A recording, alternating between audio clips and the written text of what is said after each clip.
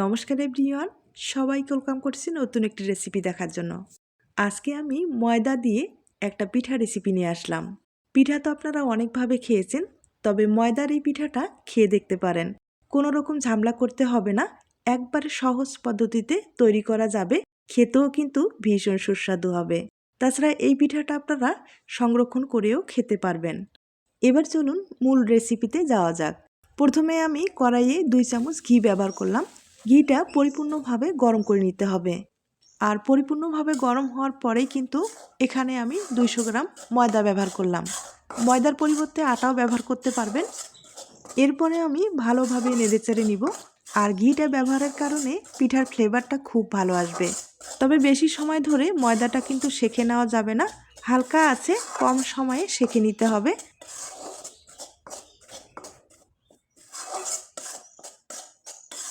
কিছুক্ষণ আমি এভাবে সেঁকে নিলাম। এবার গরম জল দিয়ে ডোটাকে তৈরি করে নিতে হবে। এখানে কিন্তু ঠান্ডা জল ব্যবহার করা যাবে না, জলটা আগে থেকে একটু গরম করে রেখে দিতে হবে, এরপরে এখানে ব্যবহার করতে হবে। আর খুব ভালোভাবে নেড়েচেড়ে এবার আমি ডোটাকে তৈরি করে নেব।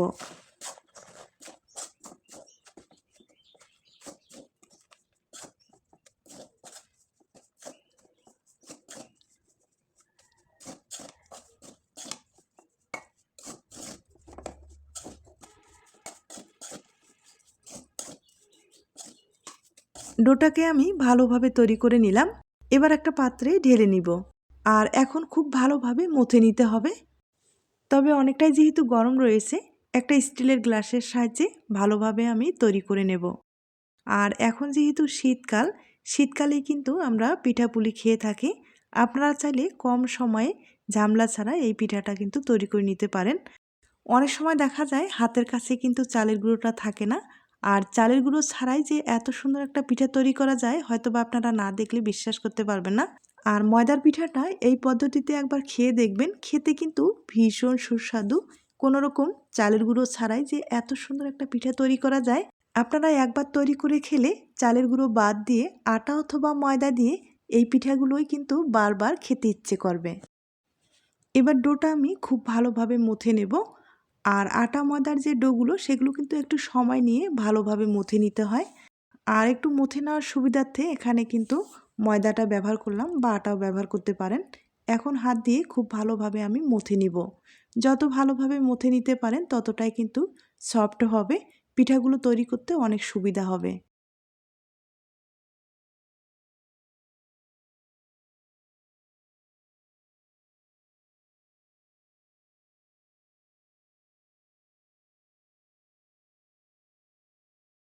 ময়দার ডোটা আমি খুব ভালোভাবে তৈরি করে নিলাম, দেখতেই পারছেন কতটা সফট হয়েছে।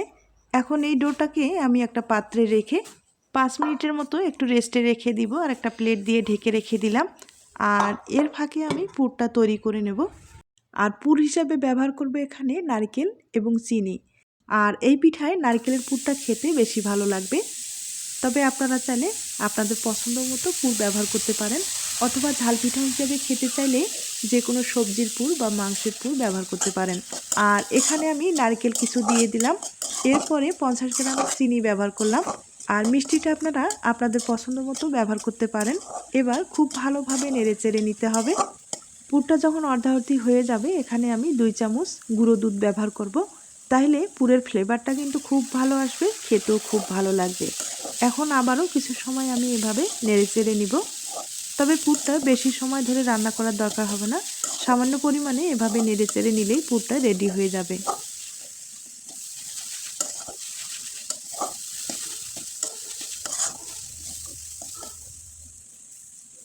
নারকেলের পুরটা আমি রেডি করে নিলাম। আর পুরোপুরি ঠান্ডা করে নিতে হবে।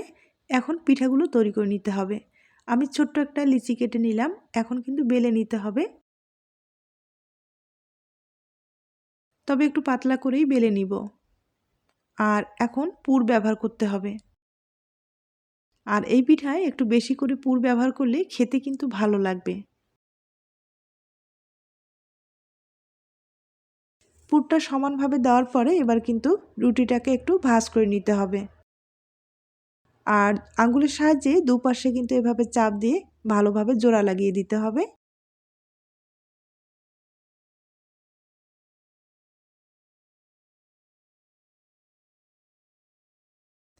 এবার আমি একটা বাটি দিয়ে এই রুটির সাইডের অংশগুলো কেটে কিন্তু বাদ দিয়ে দিব। একবারে সহজ পদ্ধতিতে আমি আপনাদের দেখিয়ে দিচ্ছি। আর এরপরে ছুরি দিয়েও কেটে আপনাদের দেখিয়ে দেব, যেটা আপনাদের পছন্দ হয়, মানে যেভাবে সুবিধা হয় সেভাবে কিন্তু পিঠাটা কেটে নিতে পারেন।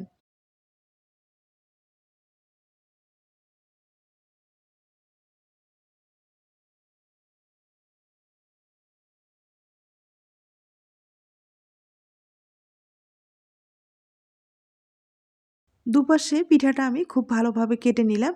এবার হাত দিয়ে পাতা শেপের যে শেপটা সেটা কিন্তু তৈরি করে নিতে হবে। একবারে ইজি, কিন্তু এটা না বোঝার কিছুই না, খুব সহজ পদ্ধতিতে আমি তৈরি করে দেখিয়ে দিলাম। দেখতেই পাচ্ছেন ডিজাইনটা কিন্তু অসম্ভব সুন্দর। একবারে সহজ পদ্ধতিতে আমি তৈরি করে আপনাদের দেখিয়ে দিচ্ছি। আর এই ডিজাইনটা দেখতে কিন্তু অপূর্ব হয়, ক্যামেরায় কেমন দেখা যাচ্ছে জানি না, তবে আপনাদের পছন্দ হলে একবারে ঝটপট এই ডিজাইনটা তৈরি করে পিঠা বানিয়ে নিতে পারেন। একটা পিঠা কিন্তু আমি তৈরি করে নিলাম, দেখতেই পাচ্ছেন। আর বাকি ডিজাইনটা আমি পরে আপনাদের তৈরি করে দেখিয়ে দিচ্ছি।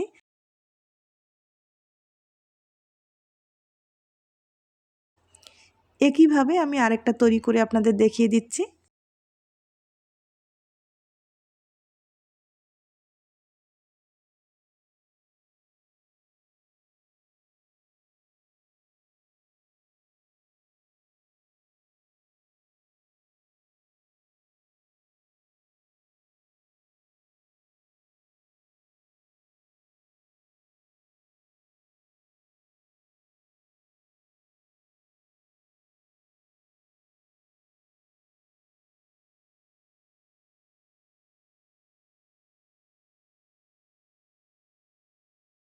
আমি ২টা পিঠা তৈরি করে নিলাম।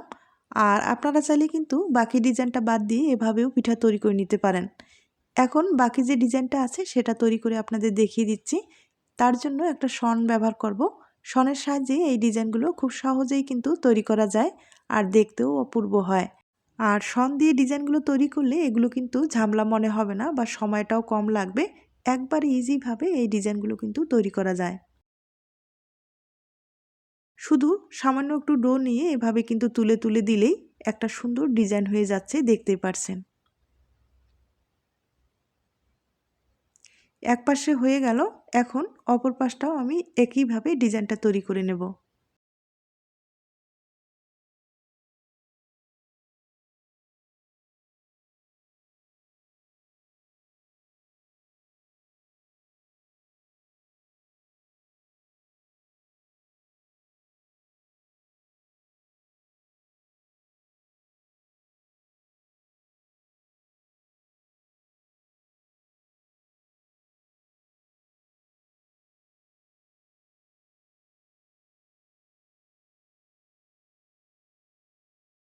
ডিজাইনটা আমি খুব ভালোভাবে তৈরি করে নিলাম, দেখতেই পারছেন।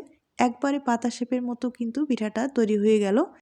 একইভাবে আমি আরেকটা পিঠা ডিজাইনটা তৈরি করে দেখিয়ে দিচ্ছি। আর হ্যাঁ, এই পিঠাগুলো তৈরি করার পরে আপনারা কিন্তু এভাবে সংরক্ষণ করতে পারবেন। যে কোনো বক্সে ভরে আপনারা ডিপ ফ্রিজে অথবা নর্মাল ফ্রিজেও রেখে দিতে পারেন, কোনো সমস্যা নেই। আর যখন খেতে ইচ্ছে করবে তখন শুধু ফ্রিজ থেকে বের করে আপনারা তেলে ভেজে খেতে পারেন, অথবা যদি তেলটা পছন্দ না করেন সেক্ষেত্রে কিন্তু ভাপিয়ে খেতে পারেন। তবে মুখরোচক খেতে চাইলে তেলে ভেজে খেতে হবে, সেটা কিন্তু খেতে বেশি ভালো লাগবে।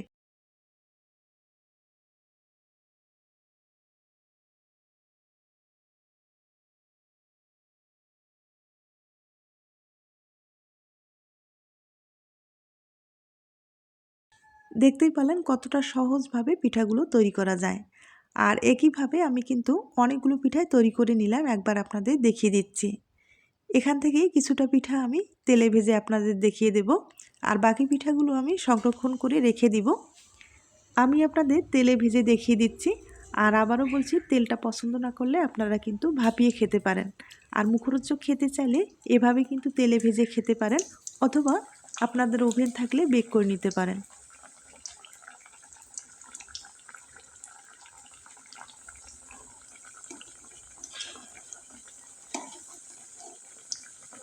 এই ময়দা আটার যে পিঠাগুলো সেগুলো কিন্তু হালকা আঁচে ভেজে নিতে হবে। হাই হিটে ভাজতে গেলে তাড়াতাড়ি কালারটা চলে আসবে, ভিতরে কিন্তু কাঁচায় থেকে যাবে। তাই একটু সময় নিয়ে একবারে মুচমুচে করে ভেজে নিতে হবে।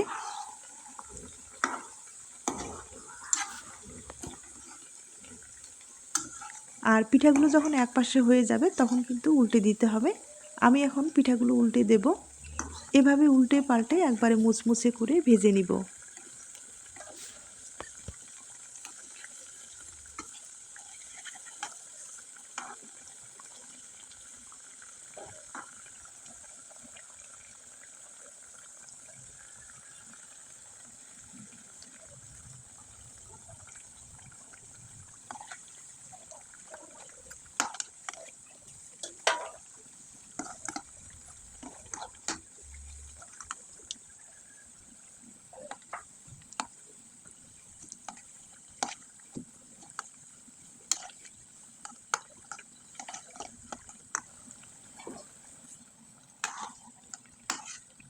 পিঠাগুলো আমি একটু সময় নিয়ে ভালোভাবে ভেজে নিলাম।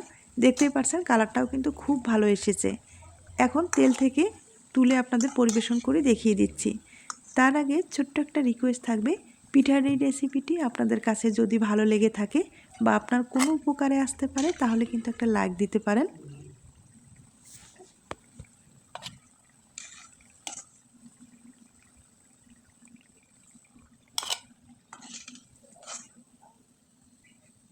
আমি একইভাবে কয়েকটা পিঠা আপনাদের ভেজে দেখিয়ে দিলাম।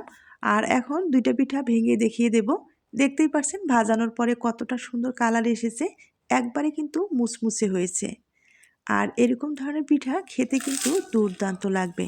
আমি আবারও বলছি, কোনো রকম চালের গুঁড়ো ছাড়াই আটা এবং ময়দা দিয়ে যে এত সুন্দর একটা পিঠা তৈরি হয় হয়তোবা আপনারা দেখে বুঝতে পেরেছেন। একইভাবে আমি আরেকটা পিঠা আপনাদের ভেঙে দেখিয়ে দিচ্ছি।